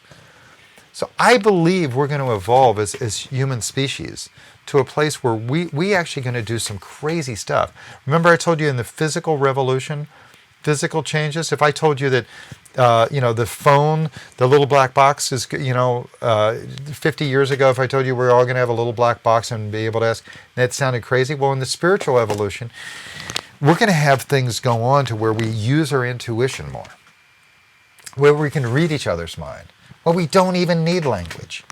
I've actually had moments with some spiritual leaders to where I didn't speak their language and they didn't speak mine, yet we fully understood each other by just quieting our mind and telling each other through pictures through the mind.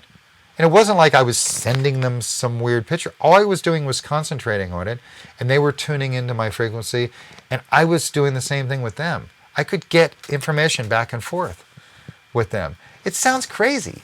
ESP, remote viewing. I've actually done remote viewing. It's actually quite easy. I did meditation with Deepak Chopra. I learned how to meditate with him, and he would have these week-long seminars, and I'd run all the audio and video stuff for him. And so we'd have these little advanced meditation classes, and there'd be like, 5 or 6 of us in this meditation class with Deepak. And, I don't care what you think of Deepak. He is an innovator with bringing meditation to the United States and making that a household name. And I thank him for that. It's brilliant what he's doing this week with Oprah. Brilliant. Offering 20-day or 21-day meditation for the 3 weeks with Oprah. Gifted to the world because we have to do that. Quiet our mind and go inside. So we have this guy from U.S. government talking about remote viewing. They can go into this trance-like state, and they can send themselves to any location on the planet and read what's on this piece of paper from anywhere on the planet. Sounds crazy. Well, there's films made about it and so on, but it really works. So at the end of that whole presentation by this military guy, Deepak gets up on the mic and says, hey, tomorrow I'm going to teach the advanced meditation class how to do this. I'm in the advanced meditation class. The following day, in 10 minutes, very simple procedure, he taught us all how to remote view. And I've done it twice, and it worked both times. And that sounds like something sci-fi. He said it was thousands of years old. It's commonplace. It's thousands of years old. So the new ways to evolve, new ways are sometimes old ways. The indigenous ways of creating the grandmother's circle and all seeing each other as an equal and looking at each other in the eye, and you can see everybody. See all your fans and all your enemies all at the same time in one big circle. And we're all equal in the same thing instead of one person up on a big platform and everybody down below looking at them. That's old paradigm. New paradigm's a circle. It's coming to consensus. It's unifying. It's becoming one. It's being in harmony with Mother Nature. It's finding better ways. I mean, they say money appreciates. Money appreciates. Fractional reserve banking and the Ponzi scheme of, the Federal Reserve and the Bilderberg Group and the Rothschild World Bank and blah, blah, blah. Does it really appreciate? I don't know. I don't think so. It all looks like monopoly money to me. What really appreciates is thank you. Thank you, I love you. So there are communities around the world that deal without money. Not many of them. But I was at an indigenous tribe down right near Panama, off of Colombia. And they've got 360 islands called the Kuna, spelled with a G, G-U-N-A, but Kuna Yala. They mostly dealt with no money. No one was hungry. They had no homelessness.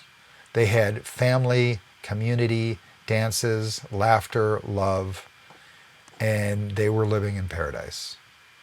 And we'd call them indigenous peasants or something, unevolved.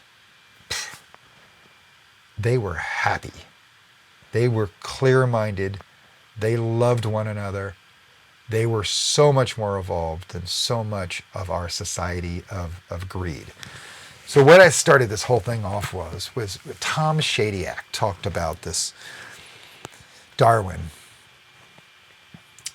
He wasn't about, Darwin talked about the survival of the fittest for a little bit, but most of what he said was about love, and it was about cooperation and community. So I want to revisit that. I'm going to put a link down below, and I hope that maybe this inspires you to do your research and look at it yourself. Watch the video. See what you think. And see if what I'm saying is truth or fiction. I know for a fact in my world, we as humanity are changing.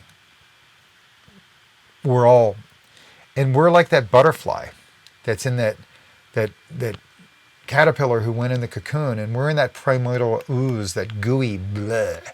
We're in that blah stage, and we can't even imagine the butterfly we're going to become.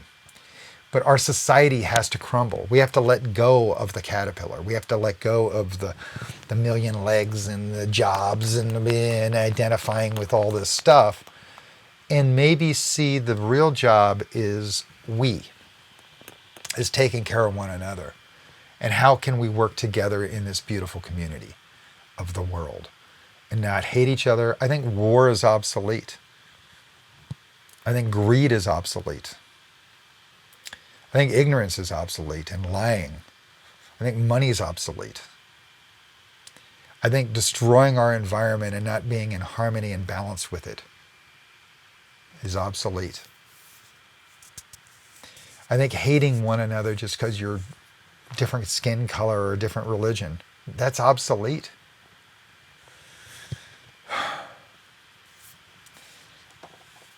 So, Buckminster Fuller is actually this guy who spoke about the future. And he said, here's his quote, it's a little long one. He said, "We should do away with the absolutely suspicious notion that everybody has to earn a living. It is a fact today that 1 in 10,000 of us can make a technological breakthrough capable of supporting all of the rest.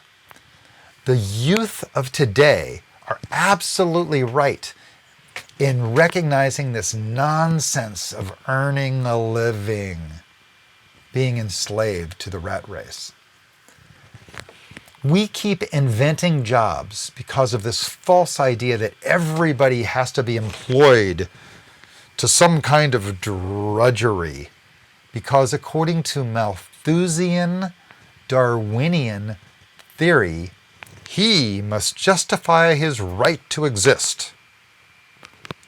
So we have inspectors of inspectors and people making instruments for the inspectors to inspect the inspectors with. We have all that middle management, all that.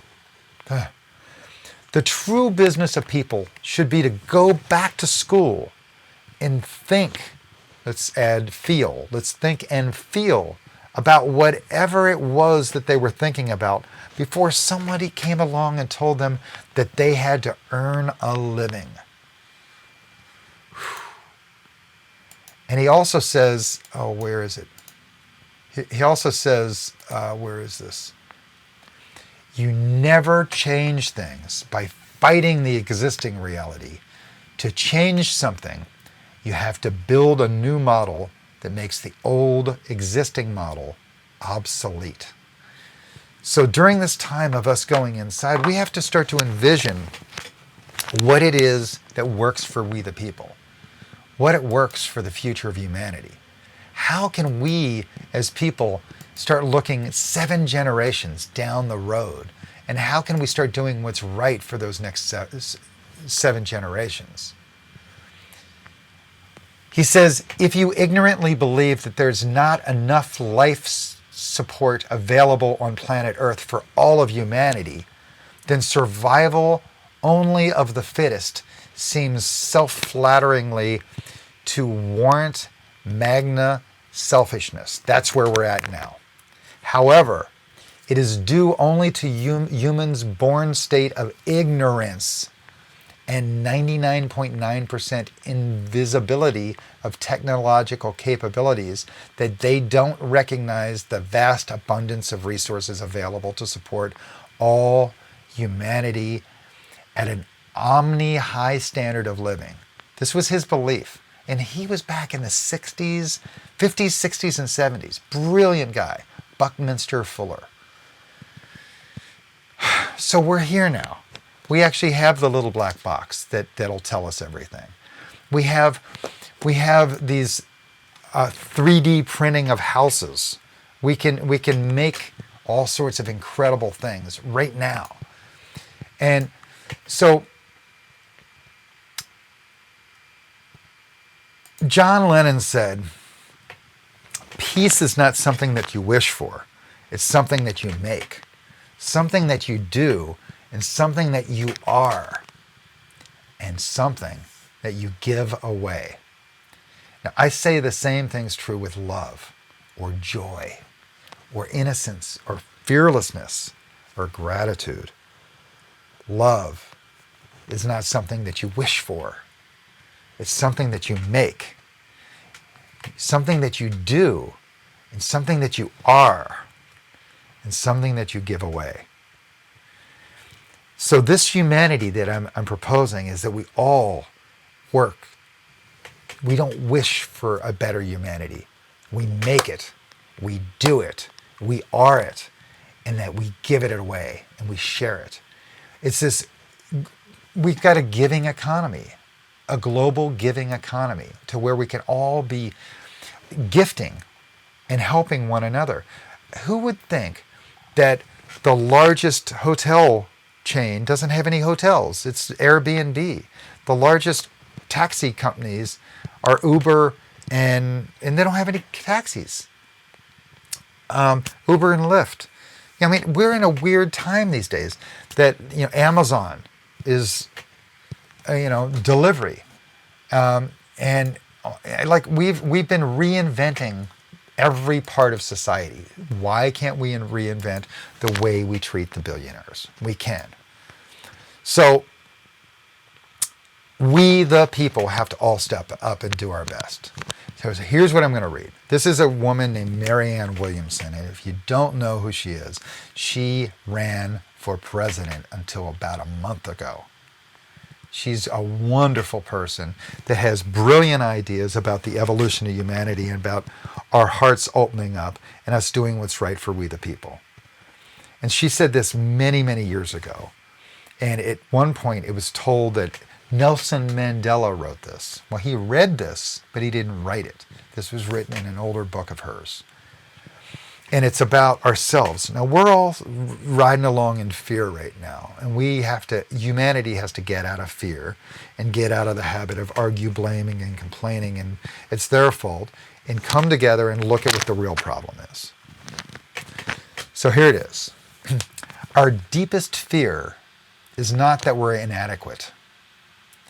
Our deepest fear is that we're powerful beyond measure. It is our light, not our darkness, that most frightens us. We ask ourselves, who am I to be brilliant, gorgeous, talented, fabulous? Well, actually, who are you not to be?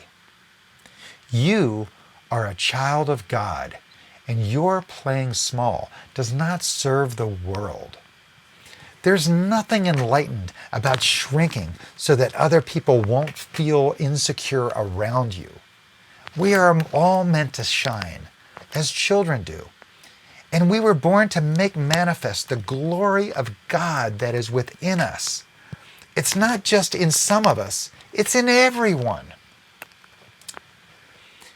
And as we let our own light shine, we unconsciously give other people permission to do the same. So as we're liberated from our own fear, our presence automatically liberates others. So what I'm asking you to do is listen to that and stand up to your fear of like, oh, I'm just one person, I can't do anything. It doesn't matter. Let me type in this, Margaret Mead. Margaret Mead quote. This is fantastic. She says, so we have to stand up. We have to unify. We have to come together. And so Margaret Mead says, never doubt that a small group of thoughtful, committed citizens can change the world. Indeed, it's the only thing that ever has. We can change the world. Did you see this past year? This little girl, 15-year-old girl, Greta,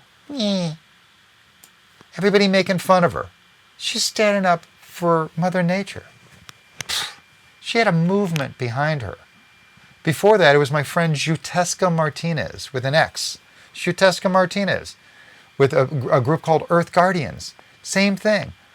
Basically standing up for Mother Nature, for climate change, for what's right for we the people. And sure, there's the people that say, oh, climate change is just a hoax. Have you noticed weather, extreme weather? What's going on all over the planet? Well, something's going on. And we have to work together as humanity, whether it's the fault of whatever. We have to take care of Mother Nature. So how do we do that? How do we protect our water? Do you continue polluting it and destroying it and using it for fracking? No. If we know that the hurricane's coming, do we just throw out all the food before the hurricane comes? Well, if we are in consensus that weather's getting more extreme, well, we have to come together and do something about it. We have to do something about our little planet and how we all work together and protect our cities and protect our people and the food and the... How do you do that? You don't do it by ignoring it. That's ignorance. Ignore the problem. Ignorance, greed, fears, and the powers of old. There you go. So we have to do it with love. We have to come together. So one last quote, and then I'm going to wrap it up for tonight. This was written supposedly by some Hopi Indians, elders. It says on this thing that it was written around the year 2000. At one point I was told it might have been written by an elder from back in the 70s named Lanza. I don't know. I don't know if somebody else wrote this. All I know is the words will vibrate with me. They change me. And so who cares who wrote it? Listen to the words, because it's true for all of humanity around the world right now. And it says, it starts and ends with, we are the ones we've been waiting for. We are the ones we've been waiting for. And it says that you have been telling people that this is the 11th hour, soon to be 12. Now you must go back and tell the people that this is the hour. And there are things to be considered. Where are you living? What are you doing? What are your relationships? Are you in right relation with yourself and everyone else? Where is your water? Water is life. Where is your water? Know your garden. I'm planting my garden now. It's springtime. Know your garden. It is the time to speak your truth. Create your community. Be good to each other. And do not look outside of yourself for your leader. Then he clasped his hands together, smiled, and said, this could be a good time. There is a river flowing now very fast. It's the energy rising. There's an energy. There's a river flowing now very fast. And it is so great and swift that there are those who will be afraid. They will try to hold on to the shore, that little spot on the river that they're so accustomed to. They'll try to hold on to the shore, and they will feel that they're being torn apart, and they will suffer greatly. Know that the river has its destination. The elders say we must let go of the shore and push off into the middle of the river and the energy and the flow, and keep your eyes open and our heads above water.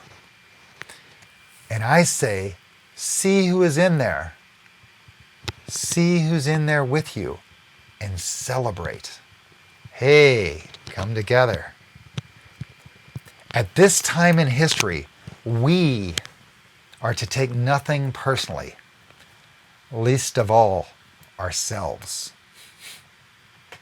For the moment that we do, our spiritual growth and journey come to a halt. Once again, our ego gets in the way.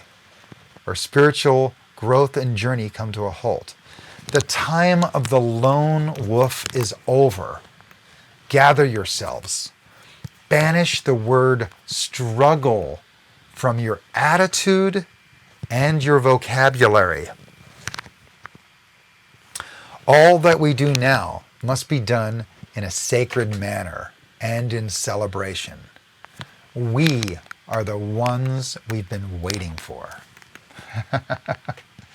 It says Hopi Elders Prophecy, June 8th, year 2000. My Hopi friends don't claim exactly where it came from, so I don't know. It's a beautiful story. It's a beautiful piece of work. I love it. I believe in it. I envision a future better for all of humanity. I know it's coming. I know we're all working together, and we can work together to make a better world. I know we can do it. We, the people, can come together and make a better world.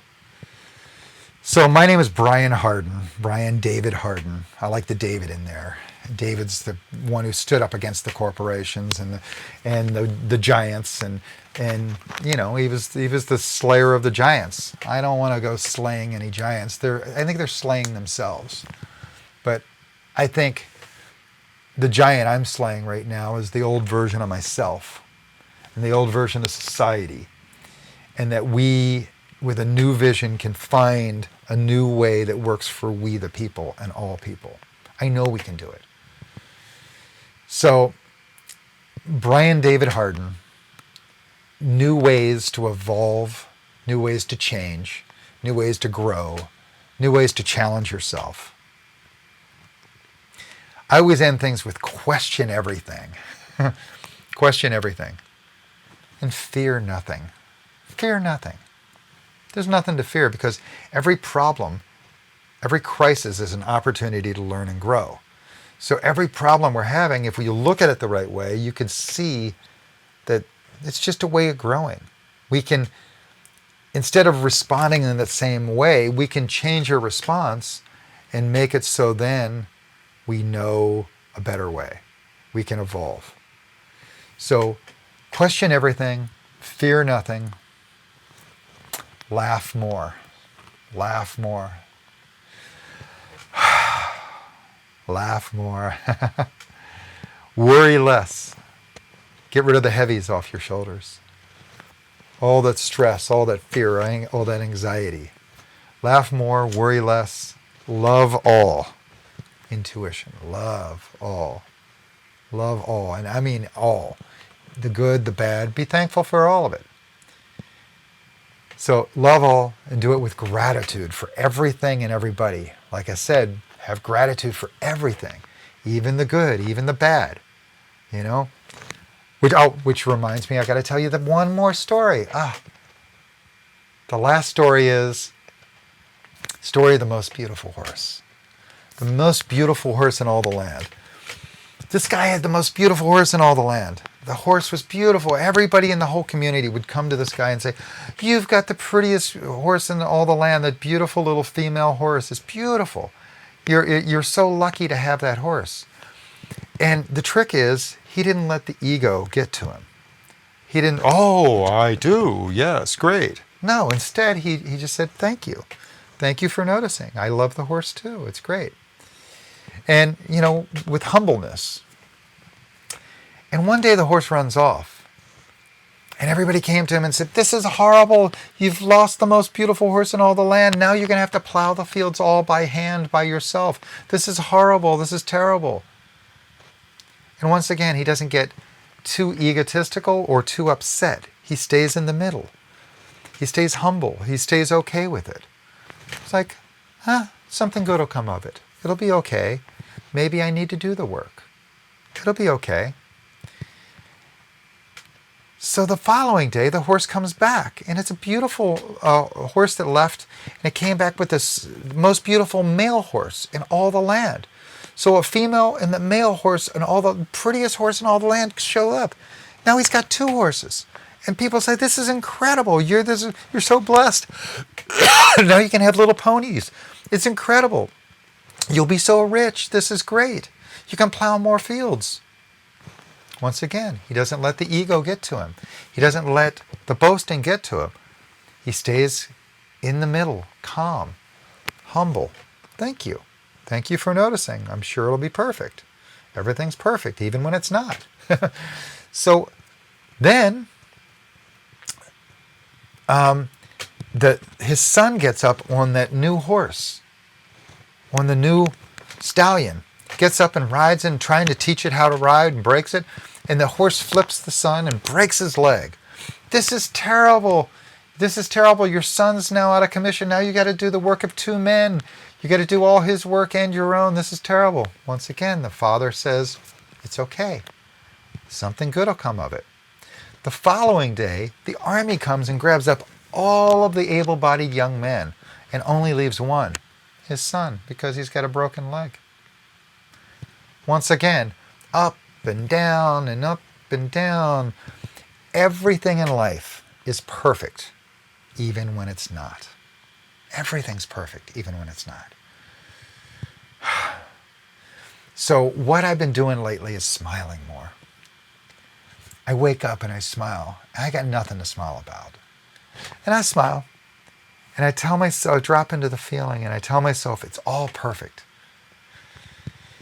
Everything's perfect, even when it's not. And I tell myself my life is unfolding in goodness.